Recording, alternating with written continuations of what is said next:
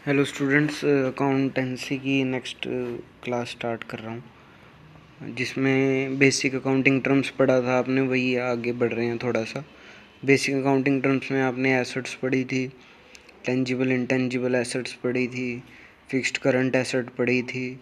आज हम आगे पढ़ रहे हैं। सबसे पहले आपका है लिखा हुआ है आपके सामने प्रॉफिट। प्रॉफिट आपको पता ही है, प्रॉफिट क्या होता है? लाभ।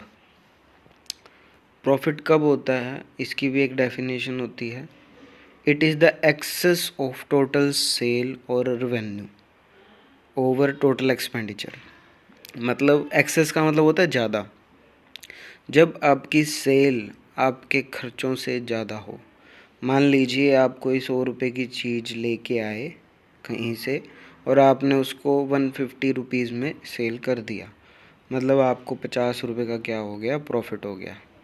तो ये मतलब जब आपकी सेल ज़्यादा हो आपके खर्चों से, तो उस समय क्या होता है? प्रॉफिट होता है।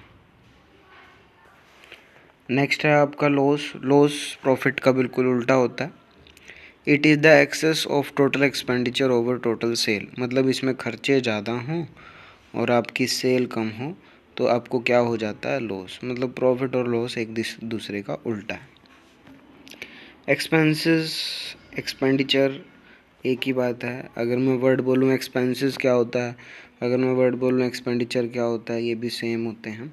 एक्सपेंडिचर का मतलब होता है जो भी लागत आई है आपको प्रोडक्ट बनाने में। मान लीजिए आपने एक कोई प्रोडक्ट बनाया, मान लीजिए आपने पेन बनाया, तो पेन में क्या क्या, पेन बनाने में क्या क्या चीज़ लगी? प्लास्टिक का यूज़ हुआ, इंक का यूज़ हुआ, मशीन का यूज़ हुआ।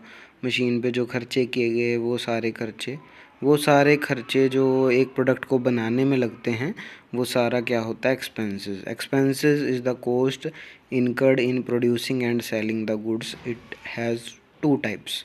एक्सपेंडिचर दो टाइप के होते हैं। आगे बढ़ते हैं। रेवेन्यू एक्सपेंडिचर और कैपिटल एक्सपेंडिचर। रेवेन्यू एक्सपेंडिचर का मतलब होता है वो खर्चे जो आपको बार बार करने पड़ते हैं। कैपिटल एक्सपेंडिचर वो होता है जो आपको बार बार करने की बजाय कई साल के लिए एक ही बार करने होते हैं। उन खर्चों को कैपिटल एक्सपेंडिचर कहा जाता है। रेवेन्यू एक्सपेंडिचर पढ़ रहा हूँ मैं। Any expenditure the full benefit of which is received during the accounting year. 1 year के लिए करने पड़ते हैं जो, जिनका बेनिफिट भी मिल जाता है। जैसे मान लीजिए स्कूल है, स्कूल में टीचर्स की सैलरी है, स्कूल में डेली की खर्चे हैं, कुछ भी डेली का खर्चा लगा लो। बसेस चलती हैं, बसों में तेल डलवाने का खर्चा, इलेक्ट्रिसिटी का खर्चा, तो ये डेली बेसिस पे किए जाते हैं और इसका बेनिफिट भी डेली बेसिस पे उठा लिया जाता है। तो ये खर्चे जो होते हैं ये बार बार किए जाते हैं। दूसरा है कैपिटल एक्सपेंडिचर। कैपिटल एक्सपेंडिचर वो खर्चे होते हैं, any expenditure which benefit is received for long time और it increase the value of asset. For example purchase of fixed asset, major repair of asset. मान लीजिए स्कूल वालों ने एक बस परचेज़ कर ली, नहीं, स्कूल वालों ने बेंचेस परचेज़ कर ली, चेयर्स परचेज़ कर लिए, तो उनका जो फ़ायदा है वो लंबे टाइम तक उठाएंगे, तो वो लंबे टाइम का खर्चा हो गया। तो ये कैपिटल नेचर के एक्सपेंडिचर होते हैं।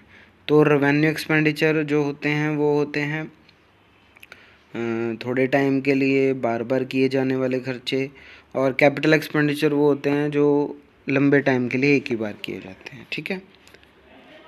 नेक्स्ट है आपका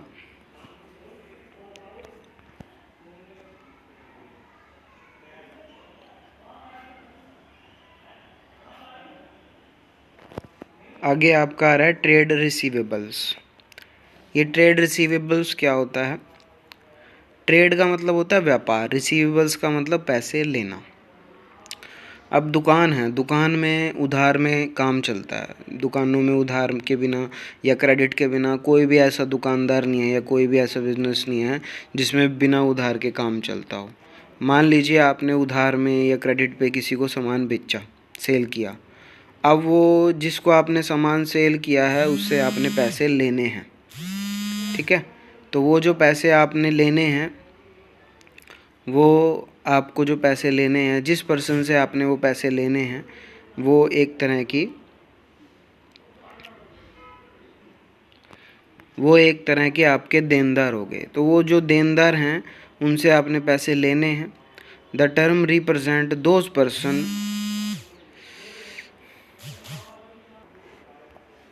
those persons to whom goods have been sold on credit and payment has not been received। मतलब वो पर्सन्स जिनको आपने क्रेडिट्स पे सामान बेचा है और इनसे अभी आपने पैसे नहीं लिए, तो इन पर्सन्स को क्या कहा जाता है? डेटर्स कहा जाता है। तो ट्रेड रिसीवेबल और डेटर्स, ट्रेड रिसीवेबल में दो आते हैं, डेटर्स और बिल रिसीवेबल। बिल रिसीवेबल आपको मैं बाद में पढ़ाऊँगा, अभी सिर्फ डेटर्स के बारे में है। तो ये जो आपको आज पढ़ाया गया इसको नोट डाउन करें अपनी फेयर कॉपी में। अकाउंट्स की और इकोनॉमिक्स की फेयर कॉपी बनानी है, बिजनेस स्टडी को आपने रफली करते रहना है note down. Thank you very much.